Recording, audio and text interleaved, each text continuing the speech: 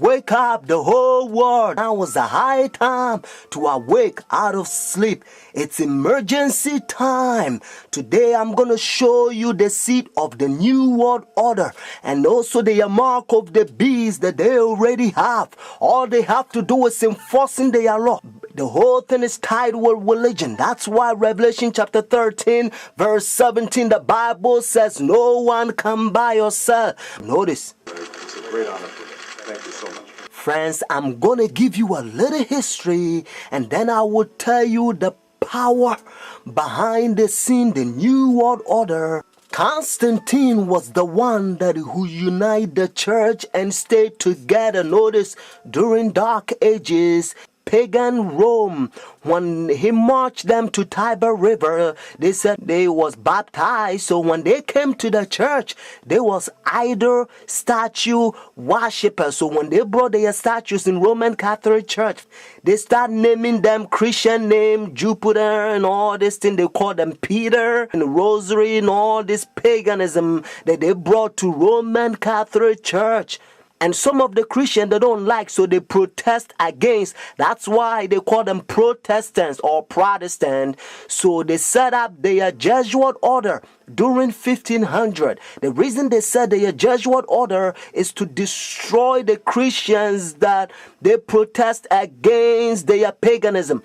They also infiltrate the state to control the whole world because they find out that their Jesuit order is powerful. And then the Jesuit, they created Masons, and now they got Skull and Bones, Illuminatis, all them secret societies, friends.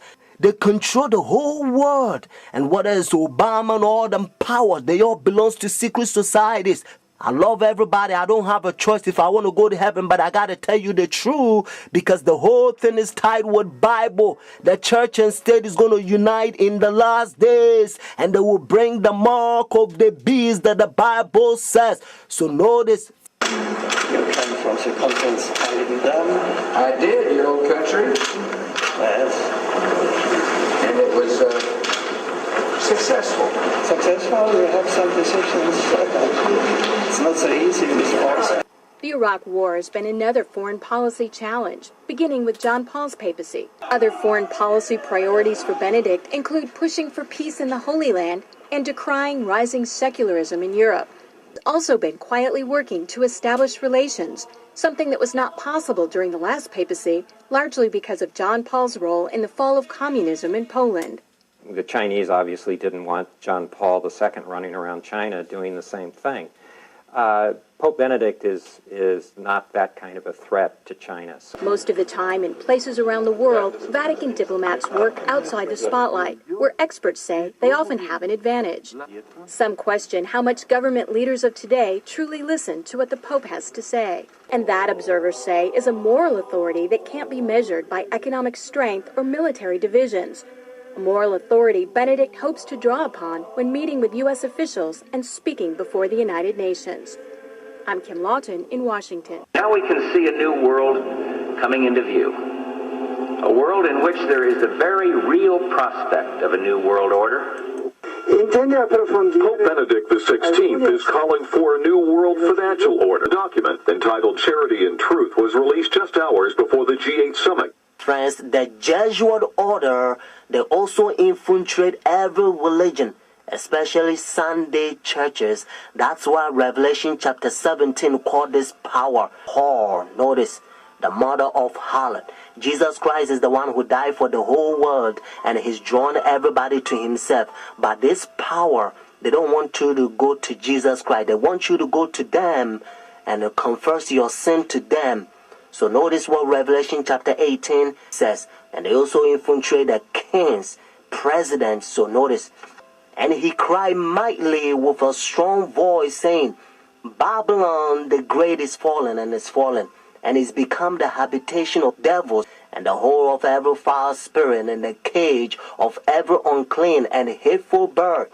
For all nations have drunk of the wine of her fornications. And notice, and the kings of the earth have committed fornication with her. Friends, now I'm going to tell you their mark. Notice this power, the mark of the beast.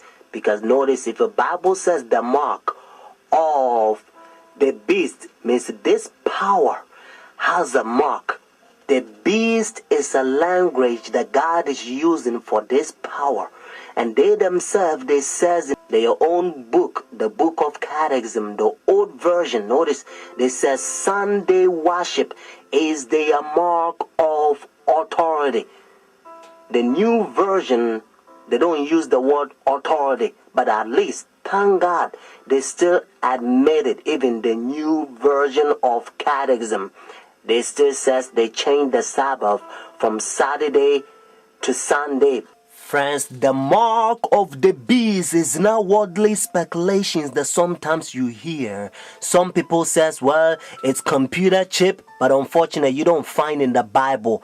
And some people says, it's 666. But according to Revelation 13 verse 18, actually 666 help you to find the beast. What I mean is to identify the beast. But the Bible says the mark. The reason why I repeat and I kind of stretch it because I don't want you to miss it. It's a deception. Notice the mark of the beast. It's clear. It means the power, the beast has a mark to change the Sabbath from Saturday to Sunday. But unfortunately, Sunday churches, they adopt sun worship day for so many years. They don't want to get rid of it. But actually, it's a pagan sun worship day, Sunday worship. Look, even the spellings, you'll find out. Matter of fact, if you look at your calendar, Sunday is always begin as the first day of the week. Unfortunately, they will skip, and some people, they don't know, they will count Monday as the first day of the week, because according to Revelation chapter 12 verse 9, the devil would deceive the whole world. So it's a deception. So a lot of people, the devil, he's in the process blinding the people, including the Christendom. Friends, if you go to church Sunday, notice the first day church, now you don't have the mark of the beast according to Revelation 14 and 13 unless the law is enforced. That's why now you hear different country, they try to forcing the people to not sell or do anything on Sunday because they try to enforce the law in any country. But according to Bible, notice United States is the one who's going to cause the whole world to worship the beast. Their sun worship day means Sunday worship according to Revelation 13. So whenever United States enforce the law, then every country also going to enforce because they control the whole world. Every president, they on the Roman Catholic Church. Friends, Saturday is always the Sabbath, the seventh day of the week. Notice, and again, it's always Saturday. And that's why the Bible says the seventh day is the Sabbath. Jewish nation, even though I'm not Jewish, they still prove it. They still keep the Sabbath Saturday. And also encyclopedia, you will find it even different language. If you speak Spanish, Sábado means Saturday. You can also find in the Bible, according to Genesis chapter 2 verse 2 to 3, you're going to find out that God created heaven and the earth 6 days, and the seventh day he rested, and that seventh day it's Saturday. And then Jesus Christ, remember, when Adam and Eve they sinned, Jesus Christ came to redeem our soul, and he finished his work 6 days, Friday afternoon. Remember, that's why they call it Easter Friday or Good Friday. It says it is finished Friday, and then he rested Saturday, just like he rested Genesis chapter 2 verses 1 to 3. And Sunday, the early day in the morning, you will find in the book of Luke chapter 24 verses 1 to 3.